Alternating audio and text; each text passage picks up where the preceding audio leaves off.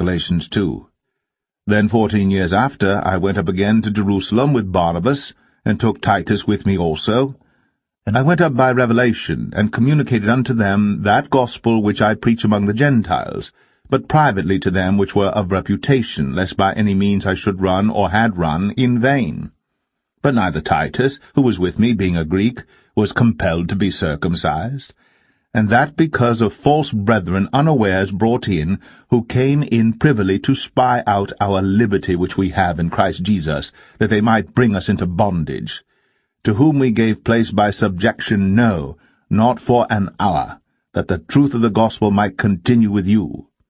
But of these who seem to be somewhat, whatsoever they were, it maketh no matter to me, God accepteth no man's person.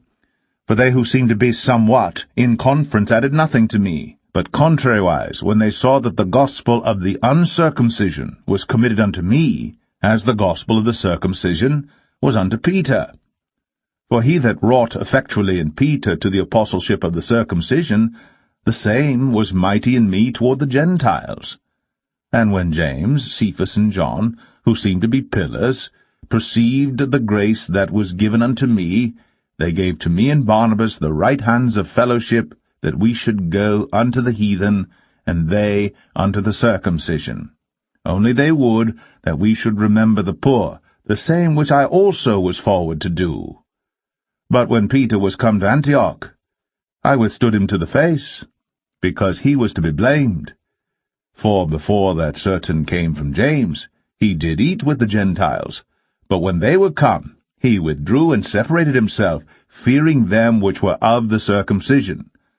And the other Jews dissembled likewise with him, insomuch that Barnabas also was carried away with their dissimulation. But when I saw that they walked not uprightly, according to the truth of the gospel, I said unto Peter before them all, If thou, being a Jew, livest after the manner of Gentiles, and not as do the Jews, why compellest thou the Gentiles to live as do the Jews? We who are Jews by nature, and not sinners of the Gentiles, knowing that a man is not justified by the works of the law, but by the faith of Jesus Christ, even we have believed in Jesus Christ, that we might be justified by the faith of Christ, and not by the works of the law. For by the works of the law shall no flesh be justified. But if, while we seek to be justified by Christ, we ourselves also are found as sinners, is therefore Christ the minister of sin? God forbid.